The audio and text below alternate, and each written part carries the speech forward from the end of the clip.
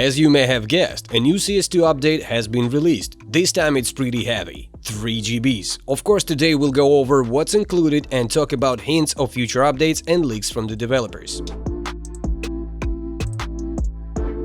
Once again, we've received a new batch of fixes for our beloved game. The main difference from previous ones is that the developers suddenly decided to release everything all at once in one massive patch.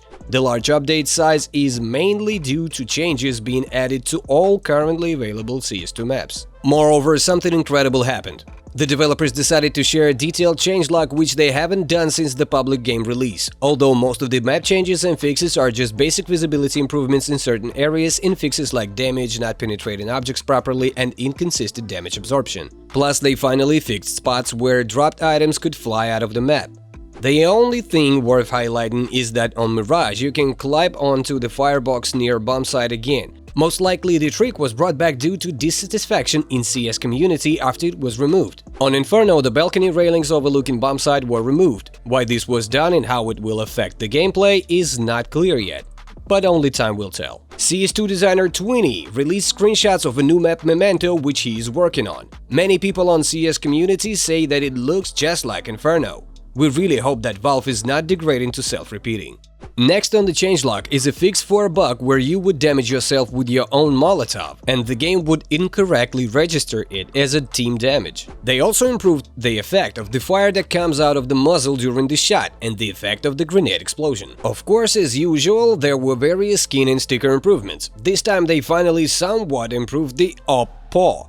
For those unaware, last week the developers decided to overhaul this skin, and at first it simply took on a new shade which looked awful. Now the color is more or less normalized and the skin artwork has changed slightly. The metal stickers from the 2021 Stockholm Major collection also got an update, including 4 stickers from Operation Wildfire featuring a frog. A fair question arises: will there ever come a time when developers don't have to fix skins and stickers? Updates keep coming out systematically, but progress remains elusive. Further down the changelog, we finally got a fix for packets being marked as lost when arriving quickly.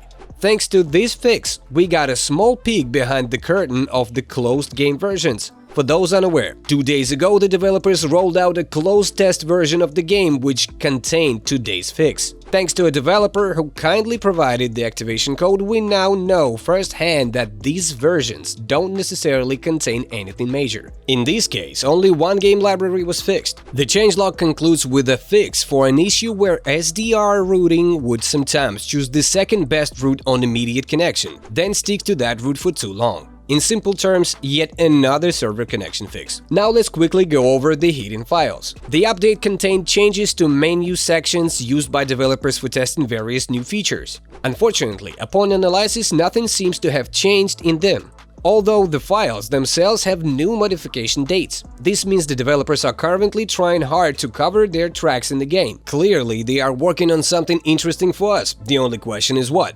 In the script file associated with the Play tab, specific manipulations related to the upcoming Workshop tab were replaced. The Workshop is likely their second priority right now, and it's probably what we'll get very soon.